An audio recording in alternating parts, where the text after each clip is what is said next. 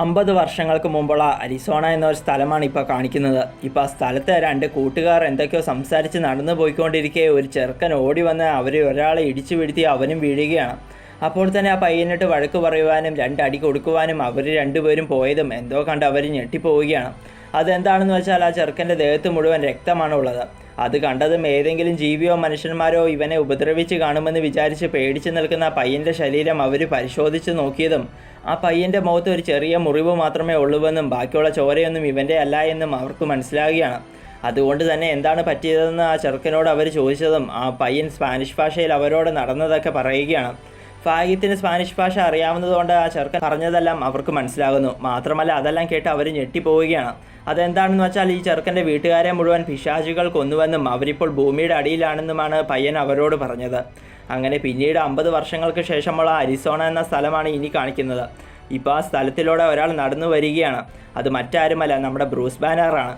പുള്ളി ഇപ്പോൾ ഈ സ്ഥലത്ത് വരുവാൻ കാരണം എന്താണെന്ന് വെച്ചാൽ ബ്രൂസിൻ്റെ കൂടെ യാത്ര ചെയ്യാറുള്ള ചാർലി എന്ന ഒരു ചെറുക്കനെ ഒരു മോൺസ്റ്റർ കൊന്ന് അവൻ്റെ ആത്മാവിനെ ഒരു പ്രതിമയ്ക്കുള്ളിലാക്കി. അതുകൊണ്ട് തന്നെ ചാർലിയെ പഴയതുപോലെ മനുഷ്യനാക്കാനുള്ള പവർ എന്തോ ഈ സിറ്റിയിൽ എവിടെയോ ഉണ്ടെന്നറിഞ്ഞ് അതിനുവേണ്ടിയാണ് ബ്രൂസ് ഇപ്പോൾ ഇവിടെ വന്നിരിക്കുന്നത്. മാത്രമല്ല ഇതിനിടയിൽ കുറച്ച് ദിവസം മുമ്പ് ഭൂമിയിൽ എറ്റേർണൽ നൈറ്റ് സംഭവിച്ചിരിക്കുകയാണ്. എന്നുവെച്ചാൽ ഇപ്പോൾ പകൽ സമയത്തും ഭൂമിയിൽ ഇരുട്ടാണുള്ളത്. അതുകൊണ്ട് തന്നെ പിശാചുകൾക്കും ഡീമൺസിനും മറ്റും ഭയങ്കര പവർ കൂടിയിരിക്കുന്ന സമയമാണിത്. അങ്ങനെ ഇപ്പോൾ നമ്മുടെ ബ്രൂസ് അവിടെയുള്ള ഒരു ടൗണിൽ നടന്നു ചെല്ലുകയാണ്. പക്ഷേ ആ ടൗണിൽ ഒരിടത്തും ആരെയും ബ്രൂസിനെ കാണുവാൻ സാധിക്കുന്നില്ല. അത് കണ്ട് ബ്രൂസ് അത്ഭുതപ്പെടുകയാണ്. എന്നിട്ടിപ്പോൾ ബ്രൂസ് അവിടെയുള്ള ആളില്ലാത്ത ഒരു ബാറിൽ കയറി എന്തെങ്കിലും കുടിക്കാൻ കിട്ടുമോ എന്ന് നോക്കിക്കൊണ്ടിരിക്കെ അവിടെ വെച്ച് മിഗേൽ എന്ന ഒരാളെ ബ്രൂസ് കാണുകയാണ്. അയാൾ ബ്രൂസിന് കുടിക്കാനായി വെള്ളം എന്തോ കൊടുക്കുന്നു. അങ്ങനെ ബ്രൂസ് മിഗേലിനോട് സംസാരിച്ചപ്പോൾ ചില കാര്യങ്ങൾ ബ്രൂസിന് മനസ്സിലാകുകയാണ്. അതെന്താണെന്ന് വെച്ചാൽ ബ്രൂസ് ഇപ്പോൾ ഇരിക്കുന്ന ഈ ടൗൺ ശരിക്കും ഒരു സ്റ്റുഡിയോയാണ്. എന്നുവെച്ചാൽ സിനിമകൾക്കായി നിർമ്മിച്ച് വെച്ചിരിക്കുന്ന ഒരു ടൗണിൻ്റെ സെറ്റാണിത്. ഇവിടെയാണ് മിഗേൽ ജോലി ചെയ്തുകൊണ്ടിരുന്നത്. കുറച്ച് നാളുകൾക്ക് മുമ്പ് എറ്റേർണൽ നൈറ്റ് ഭൂമിയിൽ സംഭവിച്ചതുകൊണ്ട് ബാക്കിയുള്ളവരെല്ലാം ജോലിയെല്ലാം അവസാനിപ്പിച്ച് ഇവിടുന്ന് പോയി. അതുകൊണ്ട് ഇപ്പോൾ മിഗേൽ എന്തുകൊണ്ടാണ് ഇവിടുന്ന് പോകാത്തതെന്ന് ബ്രൂസ് ചോദിച്ചതും ഇവിടുന്ന് പോകുവാൻ തനിക്ക് സാധിക്കില്ല എന്നും അതിൻ്റെ പിന്നിൽ ഒരു വലിയ കഥയുണ്ടെന്നും പറഞ്ഞ് തൻ്റെ ആ കഥ മിഗേൽ ബ്രൂസിനോട് പറയുകയാണ്. അതെന്താണെന്ന് വെച്ചാൽ 50 വർഷങ്ങൾക്ക് മുമ്പ് ഈ മിഗേൽ ഒരു ചെറിയ പയ്യനായിരുന്ന സമയത്ത് ഇവൻ്റെ അച്ഛനും അമ്മയും മിഗേലിനെയും അവൻ്റെ സഹോദരങ്ങളെയും എടുത്തുകൊണ്ട് മെക്സിക്കോയിൽ നിന്ന് ഒരു നല്ല ജീവിതത്തിനായി അമേരിക്കയിലേക്ക് കുടിയേറ്റത്തിനായി യാത്ര ചെയ്തുകൊണ്ടിരിക്കെ രാത്രിയായപ്പോൾ മിഗേലിനെയും അവൻ്റെ കുടുംബത്തെയും ഭൂമിക്കടിയിൽ നിന്നും കുറേ പിശാചുകൾ വന്ന് അഥവാ വാമ്പയർസ് വന്ന് പിടിച്ചുകൊണ്ട് ഭൂമിക്കടിയിലേക്ക് കൊണ്ടുപോയി മിഗേലിനെയും ബാക്കിയുള്ളവരെയും കൊല്ലുവാൻ നോക്കി. പക്ഷേ വാമ്പയർസിൻ്റെ കയ്യിൽ നിന്നും ഗുരുതരമായ പരിക്ക് പറ്റിയ മിഗേലിൻ്റെ അമ്മ തൻ്റെ പരിക്കുകളൊന്നും വകവയ്ക്കാതെ ചെറുതായി പരിക്ക് പറ്റിയ മിഗേലിനെ അവിടുന്ന് പുറത്തേക്ക് എങ്ങനെയോ എത്തിച്ചു. അവിടുന്ന് അപ്പോൾ തന്നെ മിഗേൽ ജീവനും കൊണ്ട് ഓടി രക്ഷപ്പെട്ടു. അങ്ങനെ രക്ഷപ്പെട്ട മിഗേൽ ഈ അരിസോണയിലെ 2 നല്ല മനുഷ്യരുടെ അടുത്തേക്ക് ചെന്നുപെട്ടു.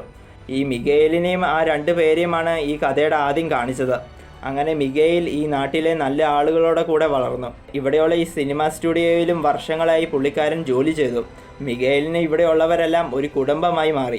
പക്ഷെ തൻ്റെ പുതിയ കുടുംബത്തിൻ്റെ കൂടെ ജീവിക്കുമ്പോഴും മറ്റേ വാമ്പയർസ് താമസിക്കുന്നിടത്തു നിന്നും തൻ്റെ അമ്മയും ബാക്കിയുള്ളവരും തന്നെ വിളിക്കുന്നതായി മിഗേലിന് തോന്നിയിരുന്നു. പക്ഷെ പുള്ളിക്കാരൻ അങ്ങോട്ട് പോകാനുള്ള ധൈര്യമുണ്ടായിരുന്നില്ല. അങ്ങനെ തൻ്റെ ജീവിതത്തിൽ ഇത്രയും സംഭവങ്ങൾ ഇവിടെ വെച്ച് നടന്നതുകൊണ്ടാണ് മിഗേൽ ഇവിടെ നിന്ന് പോകാത്തത്. അങ്ങനെ ഇപ്പോൾ മിഗേലിൻ്റെ കഥയൊക്കെ കേട്ടതും നീ ഒരിക്കലും ആ സ്ഥലത്തേക്ക് പോകരുതെന്നും അത് പിശാചുകളുടെ കെണിയാണെന്നും ബ്രൂസ് മിഗേലിനോട് പറയുകയാണ്. പക്ഷെ ചില കാര്യങ്ങൾ സ്വയം അറിഞ്ഞ് ബ്രൂസ് ഇപ്പം ഞെട്ടിപ്പോവുകയാണ്. അതെന്താണെന്ന് വെച്ചാൽ ഈ മിഗേൽ ഇപ്പോൾ ആ വാമ്പയർസ് തൻ്റെ കുടുംബമാണെന്ന് വിശ്വസിച്ചിരിക്കുകയാണ്.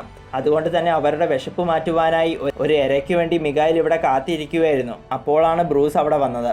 മാത്രമല്ല ഇപ്പോൾ എറ്റേർണൽ നൈറ്റ് ഭൂമിയിൽ ഉണ്ടായതുകൊണ്ട് പകൽ സമയത്തും ആ വാമ്പയർസിന് ഇപ്പോൾ ഇറങ്ങി നടക്കുവാനും സാധിക്കും. അതുകൊണ്ട് തന്നെ ഇപ്പോൾ അവിടെ വാമ്പയർസ് വന്ന് ബ്രൂസിനെ അറ്റാക്ക് ചെയ്ത് കൊല്ലുവാൻ നോക്കുകയാണ്. വാമ്പയർസിൻ്റെ അറ്റാക്ക് എല്ലാം ഏറ്റ് ശരീരമെല്ലാം കീറി മുറിഞ്ഞ് താഴെ വീണതും അപ്പോൾ തന്നെ ബ്രൂസ് ഹൾക്കായി മാറുകയാണ്. അപ്പോൾ തന്നെ ഹൾക്കിനെ അറ്റാക്ക് ചെയ്യുവാനായി വാമ്പയർസ് പോയതും ഹൾക്ക് എല്ലാത്തിനെയും അടിച്ചു കൊല്ലുകയാണ്. അത് കണ്ട് മിഗേൽ ഞെട്ടിപ്പോകുന്നു.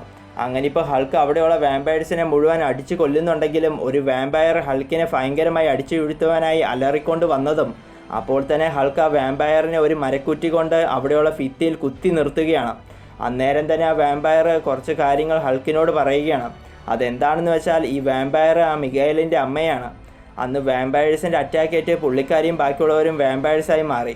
അതുകൊണ്ട് തന്നെ തൻ്റെ മക്കൾക്കെല്ലാം സംഭവിച്ചത് ഓർത്തും പിന്നെ മിഗേലിൻ്റെ ഇനിയുള്ള ജീവിതത്തെ ഓർത്തും പുള്ളിക്കാരി വിഷമിച്ച് ഓരോ കാര്യങ്ങൾ ഹൾക്കിനോട് പറഞ്ഞതും അപ്പോൾ തന്നെ ഇതൊക്കെ എന്തിനാണ് തന്നോട് പറയുന്നതെന്നും ചോദിച്ച് ഹൾക്ക് ആ വേമ്പയറിൻ്റെ തല അടിച്ചു പൊട്ടിച്ചിട്ട് അവിടുന്ന് പോവുകയാണ്.